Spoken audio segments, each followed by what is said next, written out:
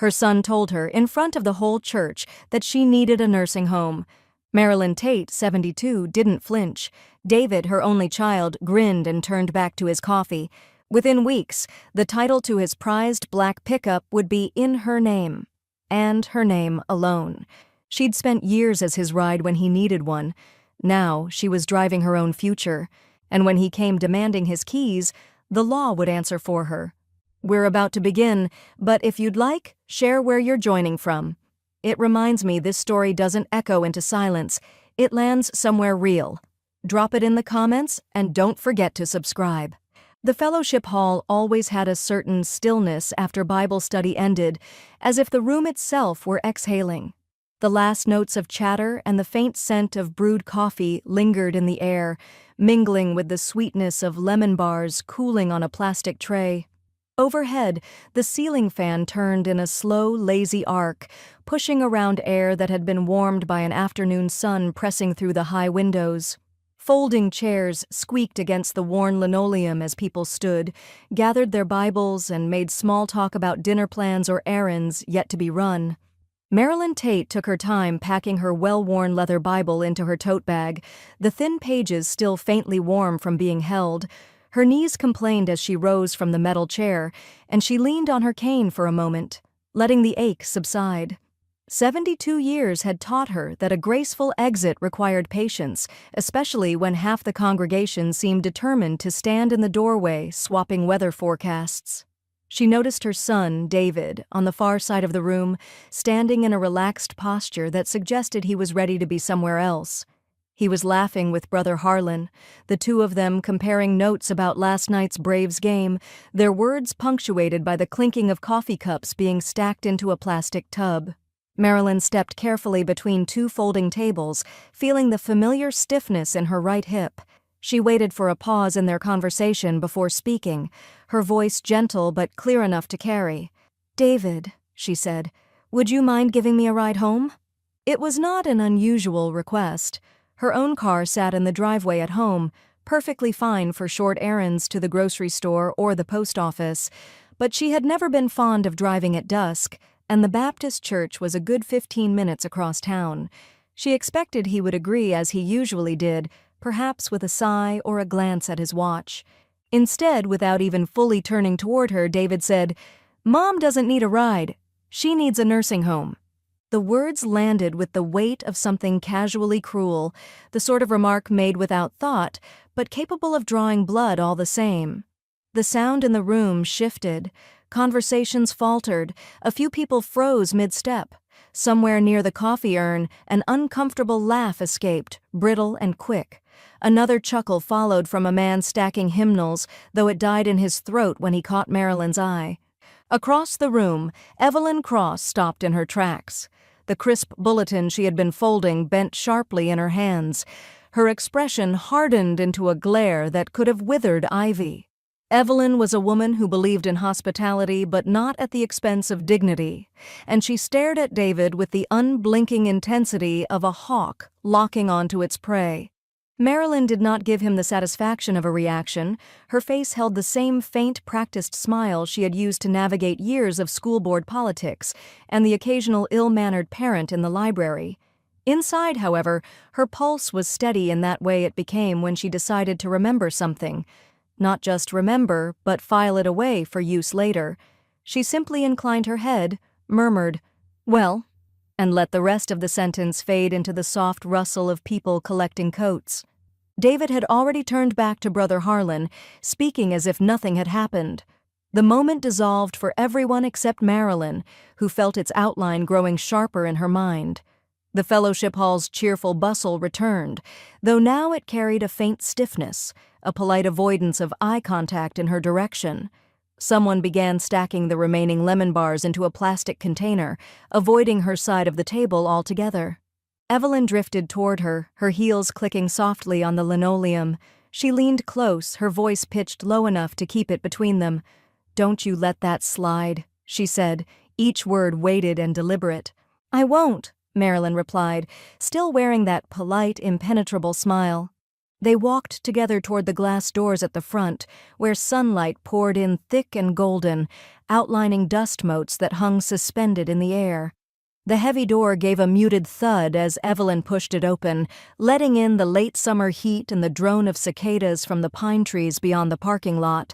David's black pickup truck gleamed in the nearest space, the chrome flashing as it caught the sun. It was a newer model. Polished, meticulously maintained, the sort of vehicle he liked to mention came with all the bells and whistles. The Savannah light seemed to rest on it like a spotlight. Marilyn paused for a fraction of a second, her eyes lingering on the truck before she stepped aside to let Evelyn pass. From behind her, she heard David laugh again, the sound careless and entirely unaware of the small, precise shift that had just taken place in her thoughts. She adjusted her grip on the cane, tucked the lemon bar more securely into her bag, and stepped out into the warmth. Somewhere in the space between the sting of his words and the sight of that gleaming truck, an idea began to take shape, cool, clean, and entirely her own. By the time she reached the curb, it had taken root. The moment to act presented itself as plainly as a hymn number on the board. David drifted toward the far end of the hall, intercepted by one of the deacons asking about a leaking gutter. He lifted his hands in that performative, helpful way he had, nodding, explaining, already absorbed. The keys hung from his belt like a boast. Polished fob, tiny brass house key, a novelty bottle opener shaped like a fish. Marilyn moved with the steady, unhurried grace of someone returning a cup to the kitchen, nothing furtive or fast, only deliberate. She reached to pat his arm in passing, an affectionate mother's gesture, smooth as a breath, and when her fingers left his sleeve, the keys weren't where they'd been. They were in her palm, surprisingly warm from his body heat. Marilyn didn't tuck them away right away. She let them rest under the folded church bulletin she had carried all evening, the slick paper making a whisper as it bent. The gathered talk rose again behind her. Chairs scraped, someone laughed too loudly, a chorus of "good nights" floated toward the door. She offered a few of her own, pausing once to straighten a crooked stack of devotionals on the credenza out of sheer habit. Her heart did not race. It moved with the same even cadence it always did when she had settled on a course and found it sensible. Evelyn caught her eye from across the hall, one eyebrow lifted in question. Marilyn tipped the corner of the bulletin just enough for the metal to glint. Evelyn's mouth curved, not quite a smile, more like the flash of teeth when a fox knows exactly where the henhouse gate sits. Outside, the heat folded around her like pressed linen. The sky held that bruised lavender of late summer evening, and the cicadas sang as if they had been paid for it. Asphalt radiated the day's stored warmth through the soles of her shoes. The church parking lot was a shallow bowl of red taillights and polite waves, couples easing sedans into gear, the pastor's minivan idling near the curb. David's pickup nearest to the door waited with a kind of muscular patience, dark paint reflecting the pinking clouds. Marilyn did not look back to see if David glanced around, did not strain to hear the call of "Mom" that never came. She opened her tote, slid the bulletin and the keys deep inside, and crossed the few yards as if she had always meant to. No hesitation. No fumble. The fob chirped in her hand. The truck answered with a soft blink of lights and a courteous unlock. She liked that, how it acknowledged her presence without pretending it had a choice. The step up into the cab was taller than her sedans, but the running board gave good purchase, and she set her cane against the door sill and lifted herself with slow, practiced leverage. The interior smelled faintly of new leather and someone's pocket cologne, with an undertone of rubber mats and clean air vents. She pulled the door closed, sealing herself into a quiet cocoon where the outside world receded into a muted hum. She sat for a moment, letting her body adjust to the seat's firm support. The dashboard glowed a soft blue, the kind light that meant to be helpful rather than bossy. She found the lever under the seat and eased herself forward an inch, then another, until her knee could press the brake without complaint. Mirrors came next, one to catch the sweep of the lot behind, one to gather the lane lines that would take her home. Each small adjustment felt like lining up a picture frame. Tilt a degree, step back, nod. Her reflection in the rear view was composed, the lines at the corners of her eyes deeper than they had been 10 years ago, but underwritten by something bright and steady. A tap sounded on the passenger window. Evelyn, framed by evening and grinning in a way that would have scandalized anyone who didn't know her, pantomimed a question with her hands. "You good?" Marilyn rolled the window down an inch. "I'll be right behind you," Evelyn said. "If he asks me anything, I'll pretend I was never here." "That would be a first," Marilyn said, and the two women shared a look that passed a warm current between them. The engine turned over on the first twist, so quiet for such a big machine that it felt like a secret between them. She eased the truck into reverse, the backup camera painting a tidy picture of the world she was leaving. The tires rolled over a scattering of pecan shells near the curb with a muted crunch. At the exit of the lot, she paused to let the pastor's van go, then signaled right with the kind of courtesy that had never left her. The truck moved like a horse that had been well broken, responsive, dignified, eager to please. Savannah eased past in vignettes, porches strung with ferns, chain-link fences guarded by small brown dogs, a boy on a bicycle chasing his own shadow down a narrowing ribbon of sidewalk. The live oaks along Whitaker threw long, reachy arms across the road, their leaves mottling the last sun into 1,000 copper coins. Marilyn kept a steady 15 over the bridges and a sensible 10 down the neighborhood streets, attentive to each stop sign, one hand at 10 o'clock on the wheel, the other resting lightly near the shifter. She did not hurry. She did not dawdle. She drove. Evelyn's headlights stayed 2 car lengths behind, a quiet escort. At a red light, Marilyn glanced at the passenger seat and imagined the times David had insisted she was slipping, the rehearsed concern that always sounded like a verdict. The light turned green. The truck obeyed her foot without complaint, the transmission whisper smooth. She found herself smiling, not the tight social smile she had worn earlier, but the private one she saved for when something fit. By the time she turned onto her street, the sky had gone the color of a bruised peach, and cricket song had replaced the cicadas. Her tidy ranch waited with the porch light she'd set on a timer, 2 pots of geraniums framing the steps. She pulled into the driveway with a graceful arc that would have pleased her late husband. Straight, centered, no correction needed. The engine ticked as it cooled, a series of fading heartbeats. Evelyn rolled to a stop at the curb and lowered her window. "Well?" she asked, chin tipping toward the truck like a toast. Marilyn clicked the fob, listened to the locks settle, and hung the keys on the little wooden hook just inside her front door, the one engraved with TATE in small block letters. She looked back at the darkening street, then at the black truck in her drive, so calm it might have grown there. "He'll think he misplaced them," she said, voice soft but certain. "For tonight." Evelyn's grin sharpened. "And tomorrow?" Marilyn's eyes slid to the neat stack of mail on her entry table and the blank notepad beside the phone. "Tomorrow," she said, "I make a few calls."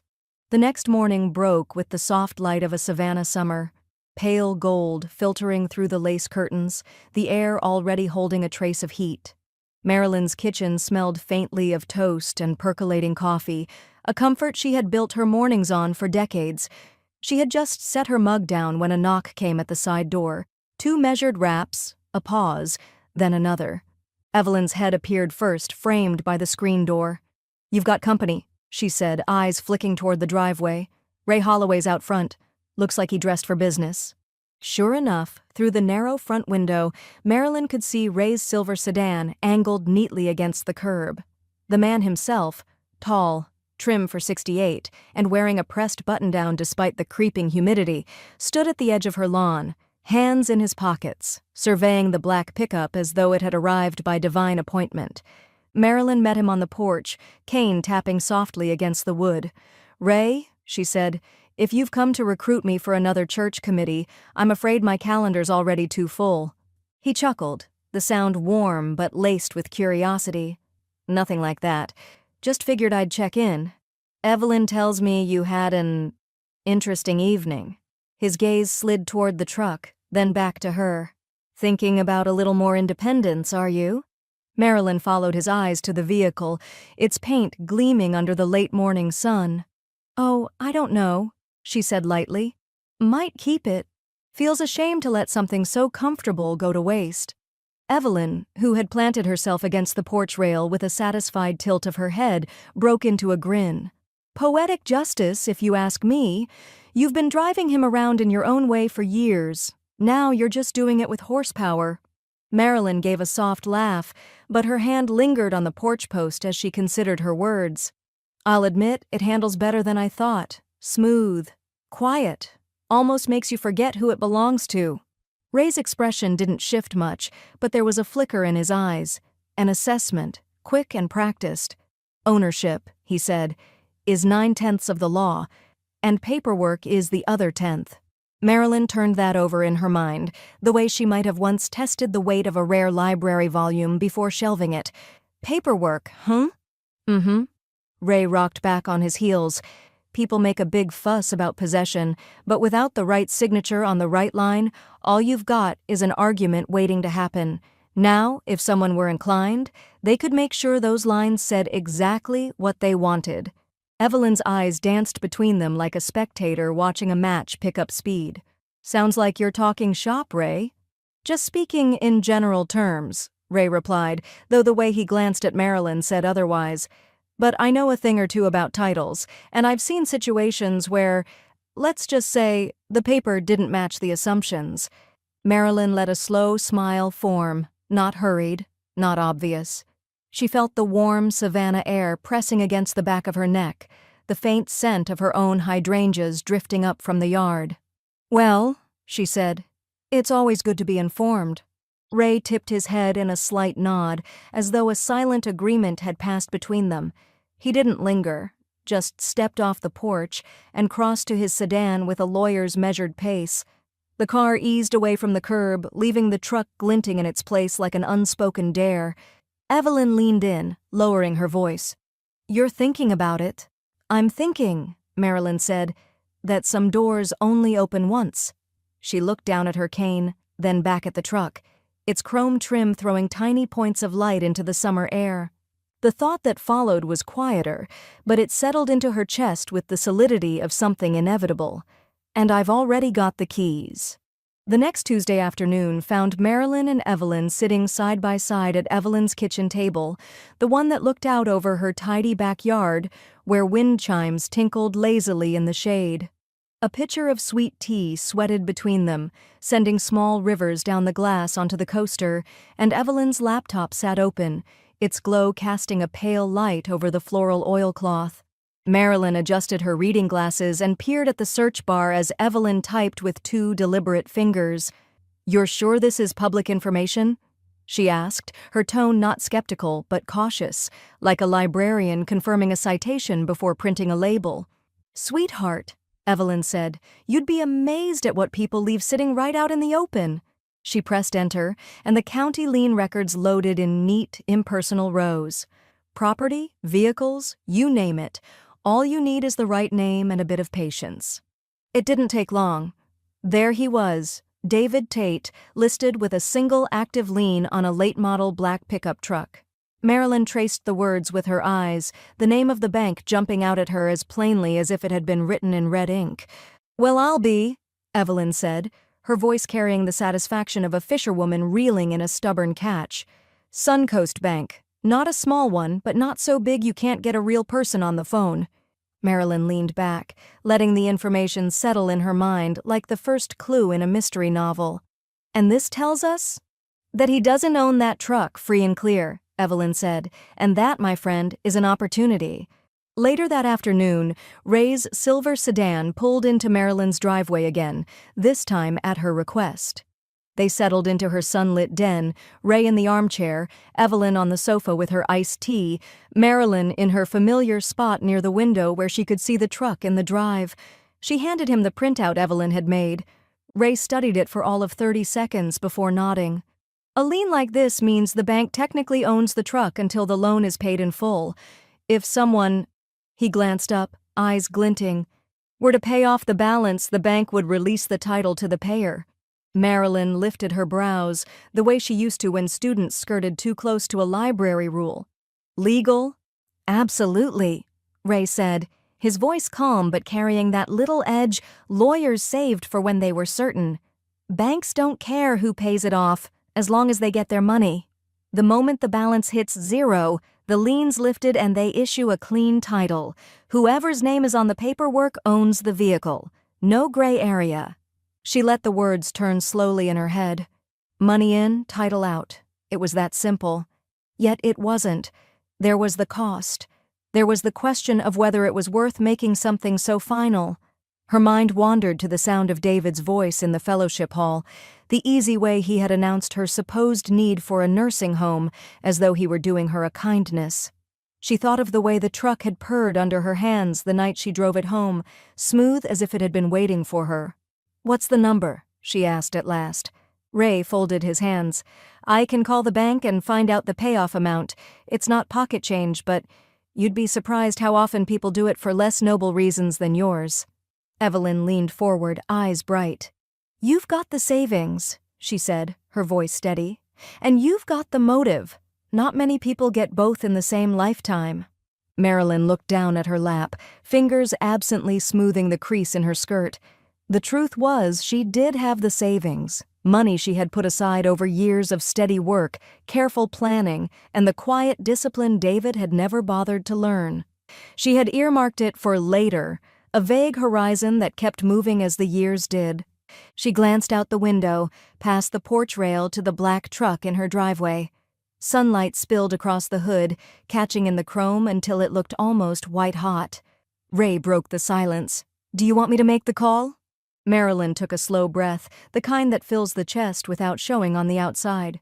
"Yes," she said finally, her gaze fixed on the truck. "Let's find out exactly what it would take." Evelyn smiled. Not the grin of mischief she wore for small victories, but the slower, deeper one reserved for moments when a plan began to breathe on its own. And Marilyn, still watching the sunlight slide along the truck's hood, thought, "If this is the price of principle, I can afford it." 2 days later, Marilyn stepped into the cool, citrus-scented air of Suncoast Bank's downtown branch, her cane clicking softly against the polished tile. The lobby was all clean lines and quiet efficiency, pale walls, brushed steel fixtures, and framed photographs of Savannah landmarks that looked just a little too perfect to be real. She felt Evelyn at her shoulder, a steadying presence in a sunflower yellow blouse that made her easy to spot in the sea of beige business casual. Ray was already there, standing near the reception desk with a leather portfolio tucked under one arm. He greeted her with the professional calm of a man who knew every step they were about to take. "Morning, Marilyn. You ready?" "As I'll ever be," she said, adjusting her grip on her cane. The loan officer, a young man with neatly parted hair and an expression that could have been carved from politeness itself, ushered them into a small conference room. Through the glass wall, Marilyn could see the ebb and flow of customers outside, people making deposits, cashing checks, living the quiet, ordinary moments of a weekday morning. Once they were seated, Ray placed the lien record printout on the table and spoke in that measured cadence that lawyers use when they want no room for misunderstanding. "My client wishes to satisfy the outstanding loan on this vehicle in full today. We'll need the title reissued immediately upon clearance of funds." The officer glanced at Marilyn, his expression warming slightly as if to acknowledge the unusual nature of the request. "You understand this will transfer full ownership rights to you?" "I do," she said, her voice steady. "And you're prepared to pay the payoff balance in one transaction?" She reached into her handbag and slid a cashier's check across the table. The thick paper whispered against the wood, the numbers neatly printed in black ink, a sum that would have made David's eyes widen. The officer studied it for a moment before nodding and tapping at his keyboard. "All right. Once we process this, the lien will be lifted, and the Department of Motor Vehicles will issue a clean title in your name. You'll receive the documents by mail, but I can print confirmation for you today." The clicking of his keys filled the small space. Marilyn's gaze drifted to the window, where a sliver of the street outside was visible between blinds. She could almost see the truck in her mind, parked right where she'd left it, as if waiting for this moment. Ray leaned back slightly, crossing one ankle over the other. "Ownership is about certainty," he said quietly, just for her. "This removes any doubt." It was done faster than she expected. The officer printed a temporary title document, the bank's embossed seal catching the light. When Marilyn's eyes landed on her own name, clear, precise in the space where his had been, something settled in her chest. Not joy, exactly, not triumph, just a quiet, resonant rightness. Ray gathered the papers into his portfolio, handling them with the care of something fragile but unassailable. "I'll file this with the DMV first thing. You'll have the permanent title within a week." Evelyn grinned across the table, the satisfaction in her expression impossible to miss. "I'll handle the celebration." They stepped out into the sunlight, the weight of the summer heat pressing down on the sidewalk. True to her word, Evelyn led them 2 blocks over to a narrow storefront that smelled of cinnamon and peaches before the door had even closed behind them. The bakery's glass case gleamed with rows of cobblers under latticed crusts, each one glistening like it had been brushed with gold. Evelyn ordered 3 generous slices of peach cobbler and insisted they eat them there at a small round table by the window. Marilyn took her first bite slowly, the buttery crust giving way to warm fruit, the sweetness lingering just long enough to remind her that some indulgences are worth their cost. Ray checked his watch, excused himself, and left with the document secure under his arm.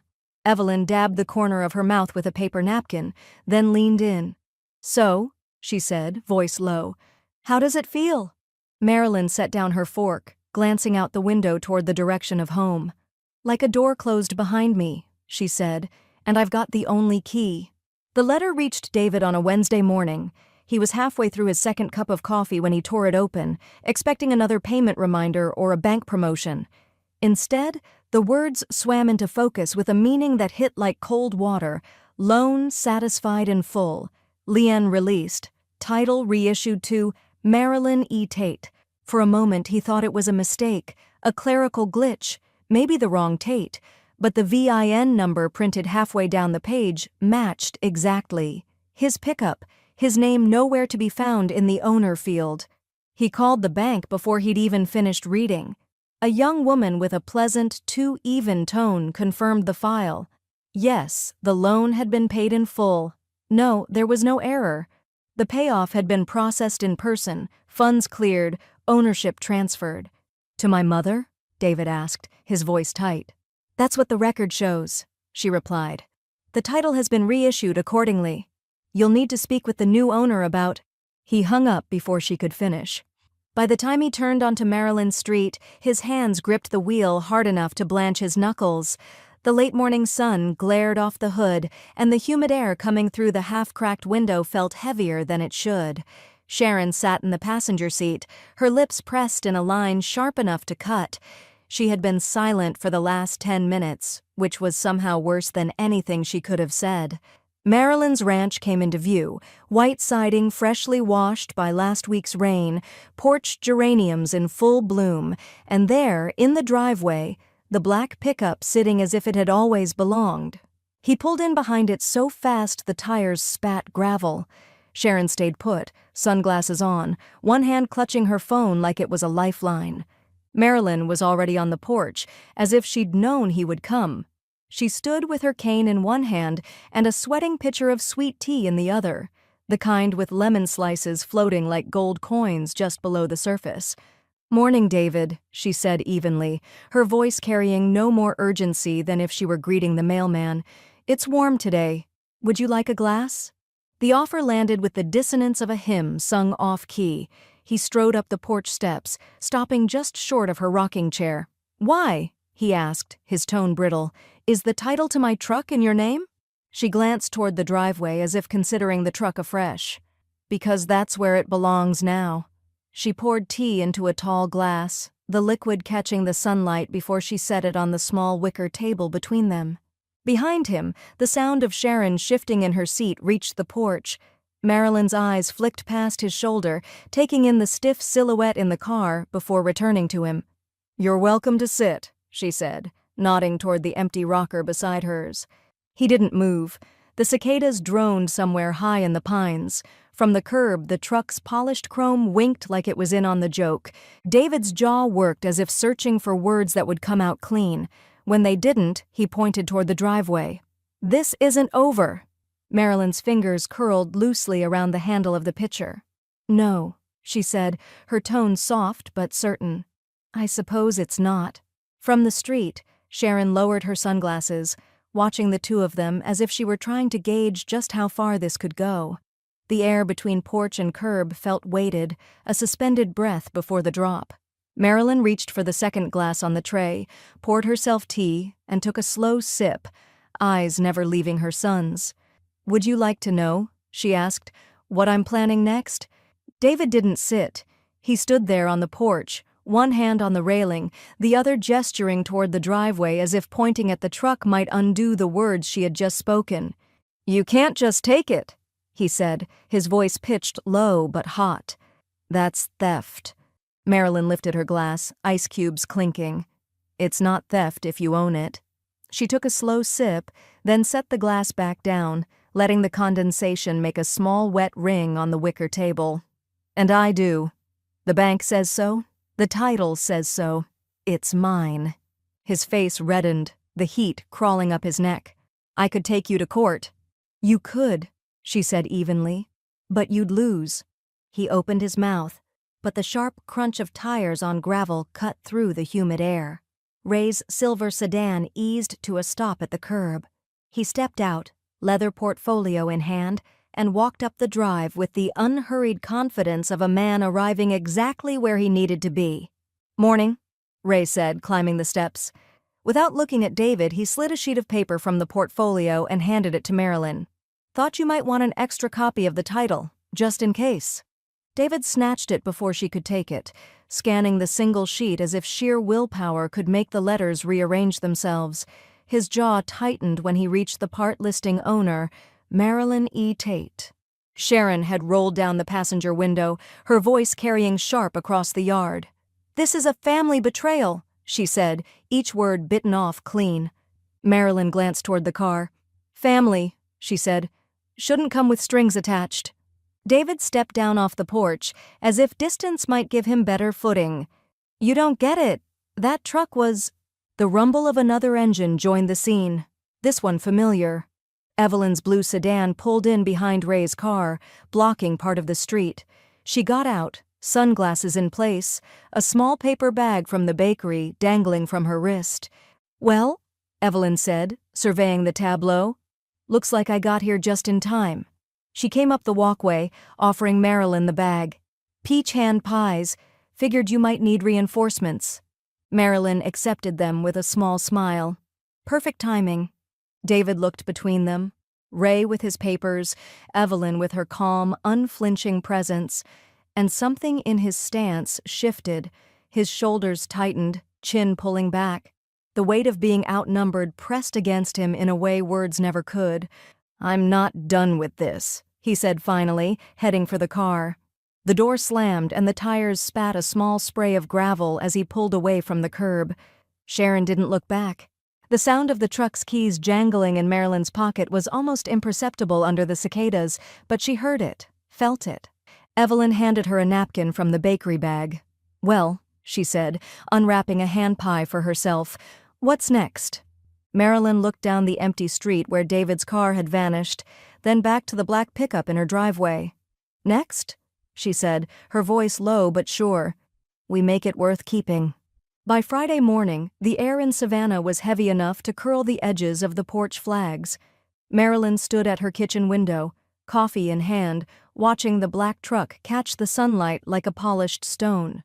She had no doubt David was somewhere pacing, replaying their conversation, and that thought brought a calm steadiness to her pulse. But keeping the truck wasn't the only option. That afternoon, she called Troy Benson, the owner of Benson's Auto, the same shop her late husband had trusted for 30 years. His voice was just as she remembered, gravelly from years of cigarettes, warm with the kind of familiarity that could only come from knowing the story behind every dent and oil change. "Sure, Marilyn," Troy said. "Bring it by and I'll give you a number. No pressure." Evelyn insisted on coming along. "I'm not letting you wander into a garage alone," she said, sliding into the passenger seat of the truck like she'd been riding shotgun in it for years. "Besides, I want to see Troy's face when he realizes whose name is on that title now." The shop smelled of motor oil, warm rubber, and faintly of the fried shrimp from the diner 2 doors down. Troy emerged from the back bay wiping his hands on a rag, his eyes scanning the truck before they even got out. "Well, I'll be," he said, circling the front. "This thing's practically showroom. Only thing shinier is you, Marilyn." She smiled. "Just give me the truth, Troy." He walked around it twice, popped the hood, and ran a practiced hand along the fender. After a few minutes, he named a price, fair, maybe even generous, but Marilyn only nodded, storing the figure away. Evelyn leaned close, her voice low. "With that kind of money, you could trade for something smaller, something you'd actually drive every day without feeling like you're hauling half the town behind you." Troy glanced between them. "Got a couple SUVs out back, light handling, good mileage, still enough room for groceries and church potlucks." They followed him to the rear lot where a compact pearl gray SUV sat under the shade of an oak. The lines were clean, the stance easy, like a car that didn't feel the need to prove itself. "Try her," Troy said, dangling the keys. Marilyn settled into the driver's seat. The interior smelled faintly of fabric freshener and new tires. Her hands fit easily on the wheel, and when she pressed the start button, the quiet hum felt almost polite compared to the truck's low growl. She eased it onto the side street, the steering smooth, the brakes responsive without that abrupt bite she disliked. "You look comfortable," Evelyn said from the passenger seat, her tone suggesting she already knew the answer. Marilyn guided it around the block, feeling the way it took corners without leaning, how the ride smoothed over every bump in the pavement. It was the difference between wearing a perfectly tailored jacket and a coat borrowed from someone bigger. It fit without adjustment. Back at the shop, she sat for a moment before cutting the engine. "It feels right," she said quietly. Troy smiled, leaning in the open window. "We can make the trade today. You'll drive her home this afternoon." Evelyn tilted her head. "Or, you could keep the truck just a little longer. Drive David crazy wondering what you'll do with it." Marilyn didn't answer right away. She looked across the lot at the black pickup gleaming under the late-day sun, then back at the SUV's soft interior, her reflection calm in the glass. When she spoke, her voice carried the same steady weight it had on the porch. "Do the paperwork, Troy. Let's make it mine." Evelyn grinned, already imagining David's face. "Oh, he's not going to like this one bit." Marilyn just smiled, watching the SUV's keys land in her palm. The metal was warm from Troy's hand, but it was the promise in their weight that made her close her fingers around them and not let go. The grocery store parking lot shimmered in the heat, the blacktop breathing waves into the late afternoon air. Marilyn had just loaded the last of her paper bags into the pearl gray SUV when she heard the familiar slam of a car door behind her. She didn't have to turn to know it was David. "Where's my truck?" he demanded, the words clipped, carrying across the rows of cars. His shadow fell beside hers on the pavement. Marilyn straightened slowly, closing the hatch with a gentle press. "It was never yours, David," she said, her voice calm enough to make the sentence sound like a fact from a history book. His mouth opened then shut, as if he couldn't decide whether to shout or reason. "You traded it, just like that?" "I replaced it," she said, locking the SUV with a quiet chirp, "with something that fits my needs." She slid her cane into her left hand, grocery receipt into her right, and started toward the cart return. A metallic blue sedan idled 2 rows over, Evelyn's. She sat behind the wheel, sunglasses shielding her eyes, but Marilyn could feel her watching. Not intervening, not yet, but close enough if she was needed. "You had no right," David said, following her to the cart corral. "I had the title," she replied without turning. "That's all the right anyone needs." For a moment, the only sounds were the rattle of the cart's wheels and the hum of distant engines. Somewhere, a baby fussed. A gull cried overhead. David stepped in front of her. "Do you have any idea how this makes me look?" Marilyn's brow lifted slightly. "Not nearly as much as your comment in the fellowship hall did." Color rose in his face, but before he could reply, a faint buzz came from his pocket. He pulled out his phone, scanned the screen, and muttered something under his breath. Without a word, he turned and stalked back to his car, slamming the door hard enough to make the frame shake. The blue sedan rolled forward and stopped beside Marilyn's SUV. Evelyn leaned across the passenger seat.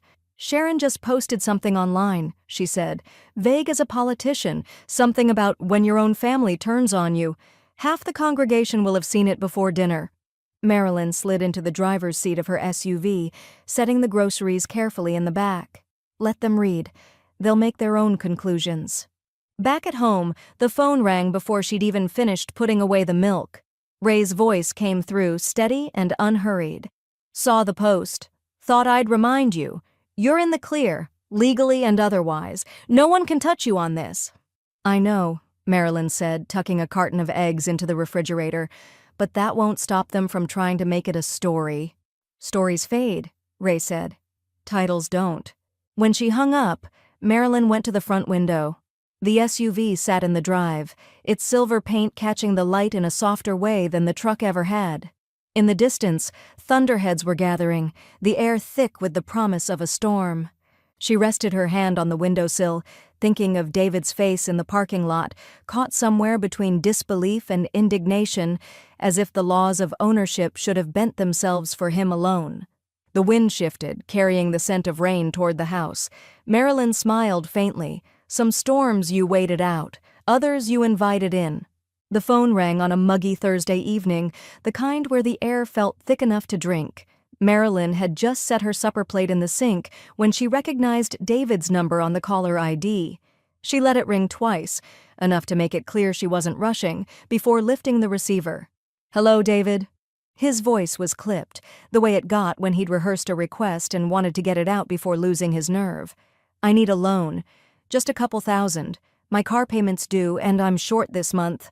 Marilyn rested her hip against the counter. I see. She kept her tone mild, as if he'd asked about the weather. And why are you calling me? Because you can afford it, he said, irritation sharpening the words. I'll pay you back as soon as I can. No, she said simply. There was a pause long enough for her to hear the faint hum of his air conditioning on the line. No? No, she repeated. If you're short, you'll have to work it out some other way. Are you serious? After what you... He cut himself off, maybe realizing how that sentence would end. Fine, he snapped, and the line went dead. Marilyn replaced the receiver gently, her reflection in the dark kitchen window as calm as if she'd just turned down an invitation to lunch. The next morning, she relayed the call to Evelyn over coffee on the porch. Evelyn grinned like a woman savoring the first bite of pie. This, she said, is the best part. Watching them realize the gravy train's not coming back. 3 weeks later, the black SUV eased past a row of houses on the other side of town. Marilyn had no reason to be there except that she'd taken a wrong turn after leaving the farmer's market, and she didn't turn the wheel to correct it right away. She saw it before she saw him. A tow truck angled across David's driveway, a sedan hitched at the rear. A man in a neon vest was tightening the straps, while Sharon stood on the porch in yoga pants and an oversized t-shirt, arms folded tight, eyes darting toward the neighbors. David appeared in the doorway, phone pressed to his ear, his voice raised enough to carry even through the SUV's closed windows. He gestured toward the car, then toward the tow truck driver, as if volume might change the man's job description. Marilyn didn't slow, but her eyes took in every detail. The way Sharon kept her weight on one foot like she was trying to look casual. The way David's hair stuck up at the crown, unbrushed. By the time she reached the corner, the sedan's front wheels were already lifting off the driveway. A week later, Evelyn reported over the phone, "He's been using Sharon's car. She's not happy about it." The satisfaction in her voice was almost musical. Marilyn said nothing, only glanced out her own window where the SUV sat gleaming in the late-day light, perfectly at home in her driveway. 2 days after that, she happened to pass David's street again. This time, his driveway was empty except for Sharon's compact hatchback. He was in the yard dragging a garbage bin to the curb, the humid air plastering his shirt to his back. She drove by without tapping the brakes, her gaze fixed ahead, but she caught the quick flicker of recognition in his eyes. He watched her go. Marilyn kept her hands steady on the wheel, the hum of the engine smoothing the edges of her thoughts. There was no need to wave, no need to smile. Some messages were best delivered in silence. But as she turned the corner and the street disappeared behind her, a thought slipped in, sharp and deliberate. He hasn't even seen the rest of the plan yet. The morning sky over Savannah was the color of porcelain, soft and unbroken. Marilyn eased the SUV out of her driveway, the air conditioning already humming against the hint of salt riding inland on the breeze. Evelyn sat beside her, a wide-brimmed straw hat resting on her lap and a small cooler tucked at her feet. "Tybee Island," Evelyn said, buckling her seatbelt with a little flourish, because some victories deserve an ocean view. The highway unrolled in long, lazy ribbons, the SUV gliding over every seam and bump with the kind of composure Marilyn hadn't known in a car for years. The steering was light, the cabin quiet enough that their conversation floated easily above the muted hum of the tires. "This thing handles like it's reading your mind," Evelyn said as they passed a marsh where egrets stood motionless in the shallows. Marilyn smiled, adjusting her grip on the wheel. "Feels like it was built for me." They reached the island just before noon, the road narrowing until the smell of salt water and fried seafood announced the pier before it came into view. The gulls circled overhead, their cries sharp against the steady hush of waves curling onto the sand. They parked near the pier, the SUV tucking neatly into the spot as if it had been waiting for it all morning. Marilyn locked it with a gentle click, the sound lost in the chatter of beachgoers and the soft slap of flip-flops on weathered boards. Lunch was at a cafe perched at the edge of the pier, where the breeze carried just enough spray to salt their hair. They sat at a table with a view straight down the coastline, the horizon blurring into the pale sky. Evelyn ordered shrimp po' boys.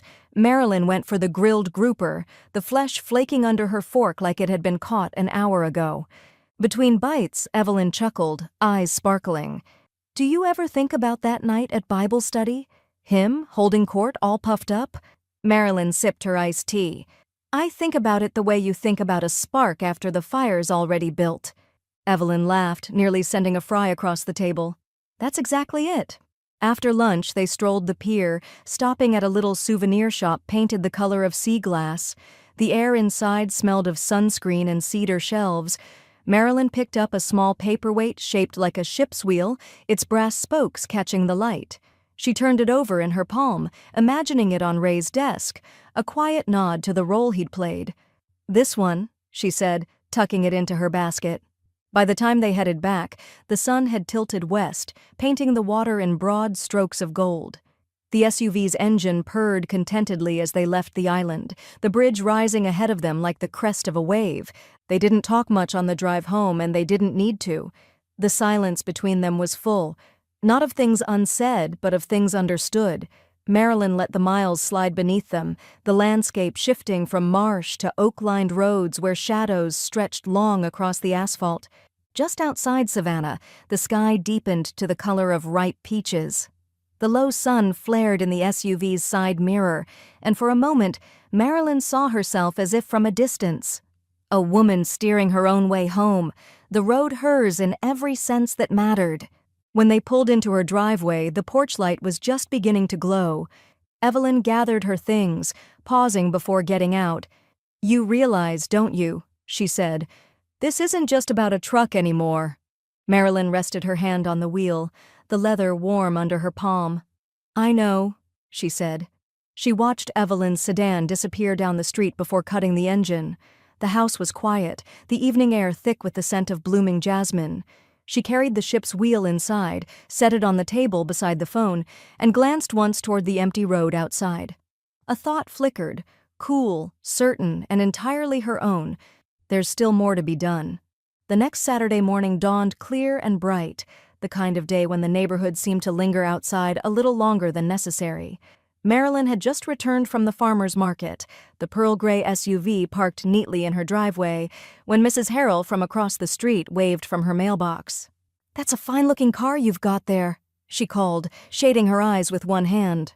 Marilyn smiled, closing the hatch with a gentle push. "Thank you. It suits me." A little later, Mr. Doyle from 2 houses down wandered past while walking his spaniel, stopping to admire the clean lines and shiny paint. "Looks brand new," he said. "You must have gotten a good deal." "It was worth every penny," Marilyn replied, and left it at that. By Sunday, word had made its way through the grapevine. The moment she stepped into the Baptist church's foyer, she felt the change. The quick flick of eyes toward her, the slight pause in conversation, the way whispers seemed to slip into the air like steam. David was by the coffee urn, stirring sugar into his cup with studied attention. When she passed, he shifted slightly, enough to keep his face angled away. She didn't mind. Sharon, on the other hand, made her feelings plain. As Marilyn took her seat in the fellowship hall, Sharon walked past without so much as a nod, her heels clicking a little too hard on the linoleum. The faint perfume she wore, something sharp and citrus, hung in the air long after she'd moved on. Evelyn arrived a few minutes later, sliding into the chair beside Marilyn. She wore the faintest of smiles, the kind that said she'd been watching the same undercurrents. When the pastor called everyone to order for Bible study, Evelyn reached over and gave Marilyn a quick, deliberate wink. The hour passed in the familiar rhythm of scripture readings and quiet discussion, the scent of coffee mingling with the musty hymnals stacked in the corner. But when the closing prayer ended, Ray appeared in the aisle, his leather portfolio tucked under his arm. "Mind if I walk you to your car?" he asked. They stepped out into the bright noon sun, the SUV gleaming like a well-kept secret in the lot. Ray glanced at it, then back at her. "Looks good on you," he said. Marilyn smiled. "It feels good on me." He paused at the curb, his tone shifting to something more deliberate. "Have you thought about updating your will?" She gave him a sidelong look. "That's a question with timing." "It's just situations change," he said, "and sometimes it's best to make sure your intentions are as clear on paper as they are in your mind." Marilyn didn't answer right away. She looked over the top of the SUV, across the lot where David stood with Sharon, both of them pretending not to notice her. She thought about the title in her desk drawer, the way the keys felt in her hand, the way her own name looked in bold print where his used to be. "I'll think about it," she said at last, her voice as even as the breeze ruffling the leaves overhead. Ray nodded once, as if that was all he needed for now, and headed toward his car. Marilyn unlocked the SUV and slid into the driver's seat, the cool air wrapping around her as she started the engine. In the rearview mirror, she caught a final glimpse of David looking her way before turning sharply back to Sharon. She eased out of the lot, the late morning sun flashing off the hood, and somewhere between the church and home, she decided thinking about it wasn't enough. It was time to decide. The following Thursday, the air was bright but brittle, the kind of spring morning that made even downtown Savannah feel like it had been freshly scrubbed. Marilyn Parallel parked the SUV outside Ray's office, the tires settling neatly against the curb. Inside, the reception area smelled faintly of lemon polish and the faintly metallic tang of a copier mid-run. The young woman at the desk looked up with a smile that was practiced but genuine.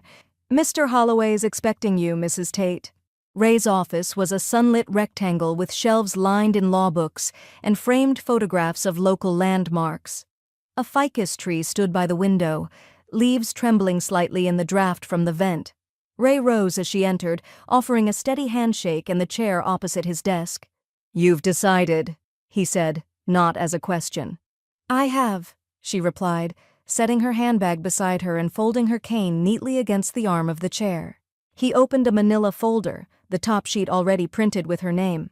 "Your current will names David as your primary beneficiary for all assets not otherwise designated. Do you still wish for that to stand?" "No." She didn't flinch, didn't pause. "Remove him entirely." Ray's pen hovered above the paper for a fraction of a second before moving again. "And instead, I want the bulk of my estate to go to the Savannah Literacy Foundation and the Children's Wing of Memorial Hospital," she said. "Those two first, then—" She allowed a small smile. "A portion for Evelyn Harper." Ray glanced up, one eyebrow lifting. "Personal gratitude?" "Personal loyalty," Marilyn corrected. "She's earned it." The pages shuffled under his hands, the sound crisp and decisive. He dictated small notes to himself. Percentages, account names, the property lot number for her house.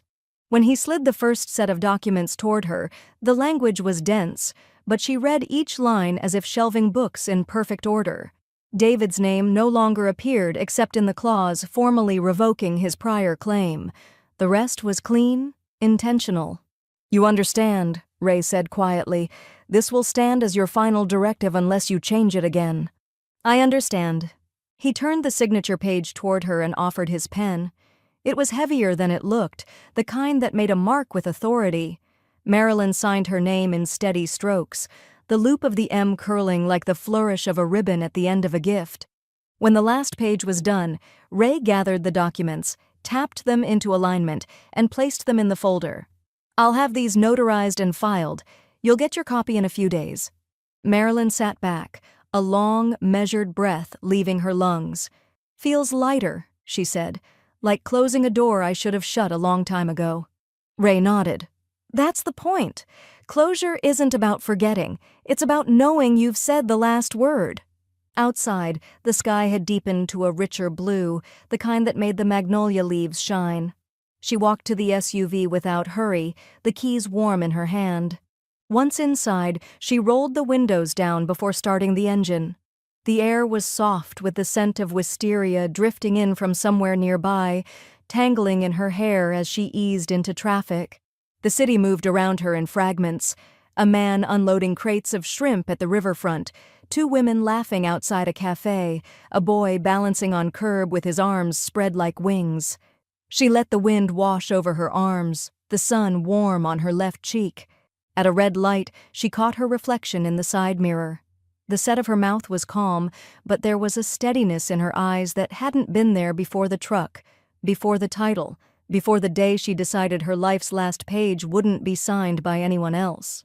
When she pulled into her driveway, the porch light clicked on automatically, though the sun was still high. She left the SUV idling for a moment, listening to the hum of the engine before shutting it off. In the quiet that followed, she thought about how news traveled in Savannah, how quickly David would hear. And then, almost idly, she wondered how he'd take it when he learned he'd been written out entirely. That thought lingered like the last chord of a hymn as she unlocked her front door.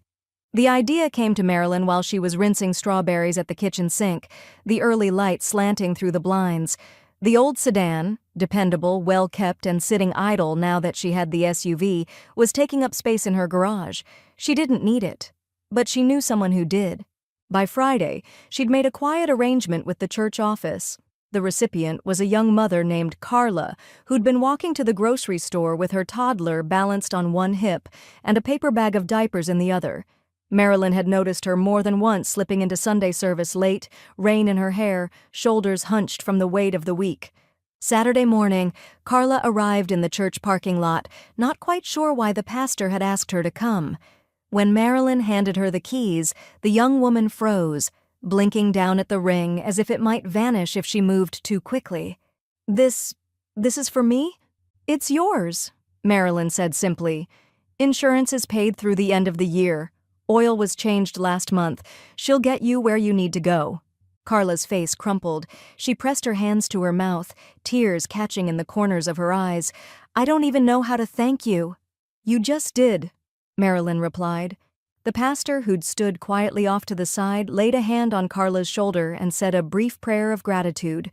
The morning sun glinted off the sedan's polished hood, and for a moment Marilyn saw the reflection of all three of them, past, present, and a little piece of the future, shimmering together in the paint. Word spread faster than she expected.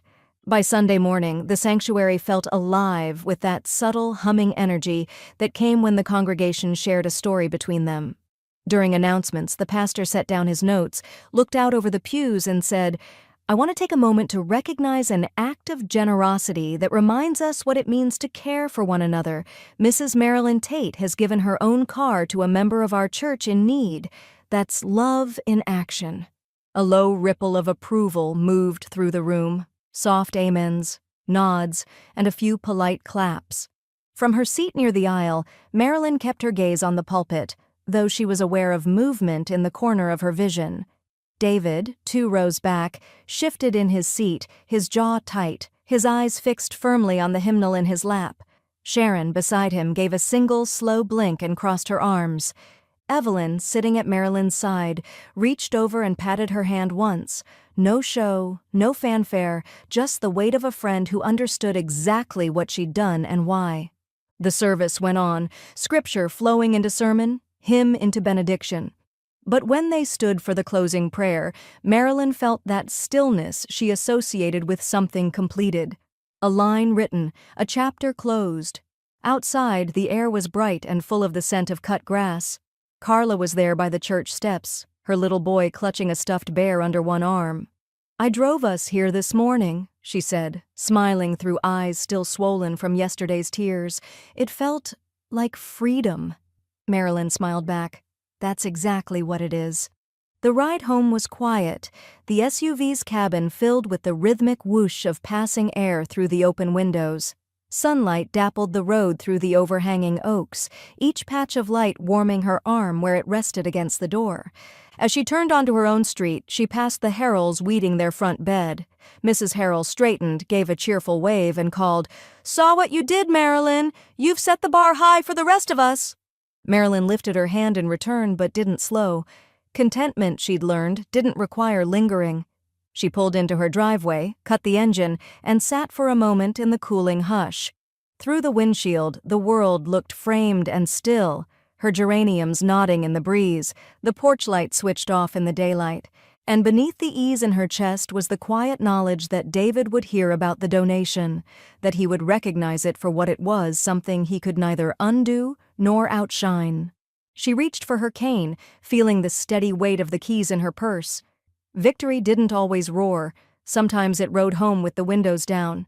The sky over Savannah was a soft, untroubled blue when Marilyn eased the SUV out of her driveway. The morning air was cool for spring, tinged with salt drifting inland, and the sunlight lay in gentle stripes across the road. She didn't call Evelyn this time, didn't tell anyone her plan. Some drives belonged only to the person behind the wheel. The highway to Tybee unfolded in long, familiar stretches, bordered by marsh grass that shimmered gold in the light. She kept the windows half down, letting the breeze thread through her hair and carry the briny scent of low tide. The SUV hummed beneath her, each shift of the gears so smooth she felt more like she was gliding than driving. By the time she crossed the bridge onto the island, the gulls were already circling, their cries sharp and bright over the whisper of waves. She parked in her usual spot near the pier, the SUV sliding in as neatly as if it had been waiting for her. Locking it with a light touch, she walked toward the line of weathered shops and cafes, her cane tapping lightly on the boards. The seafood shack at the end of the pier was already half full. She ordered her favorite, fried shrimp basket with hush puppies and coleslaw, and took it to a small table by the railing where she could see the water stretching out in a broad, unbroken sheet. The shrimp were hot and perfectly crisp, the kind that leave a faint trace of salt on your fingertips, no matter how many napkins you use. She ate slowly, letting her gaze wander from the horizon to the beach below, where children chased the edge of the waves and darted back, squealing when the foam caught their ankles. The breeze lifted the edges of the paper tray, rustling it like a page turning. After lunch, she wandered into the bookstore just off the pier, the one that smelled of coffee and sun-warmed paper. She ran her hand along the spines until she found a worn hardcover mystery, the kind with a cover illustration so dated it felt timeless. Carrying it to the sand, she settled into a weathered bench that looked out over the ocean. The pages turned easily, but her mind drifted. She thought of that Bible study night, the offhand cruelty of David's words, the ripple of awkward chuckles, Evelyn's steady presence at her side. From that moment, the path had been laid, the lien search, the bank visit, the title in her name, the SUV in her drive, the will rewritten, the sedan passed on to someone who would truly need it. One event had tipped into the next, like dominoes falling not by accident, but by her own deliberate hand. And now here she was, no audience, no one to witness or applaud, simply herself, by the water, in a life that finally felt like hers to steer. The sun was lowering when she returned to the SUV, the metal warm under her palm as she opened the door. The drive home was unhurried, the road dappled with the long shadows of the oaks arching overhead. She kept the windows down, the wind filling the cabin with the smell of salt and wildflowers blooming along the roadside. Somewhere between the island bridge and the city limits, she glanced in the rearview mirror and caught her own eyes. Steady, certain, the kind of look a person wears when they've made every choice they meant to make. When she turned onto her own street, the day's light was softening to gold, the air thick with the scent of jasmine drifting from her porch. She pulled into the driveway and cut the engine, the sudden quiet settling around her like a final punctuation mark. Her hand lingered on the steering wheel, the leather warm and familiar. She thought of the truck, the title, the conversations that had once tightened her chest. And then she thought of now, of the cool certainty running through her like a steady current. Some vehicles run on gas, mine runs on principle.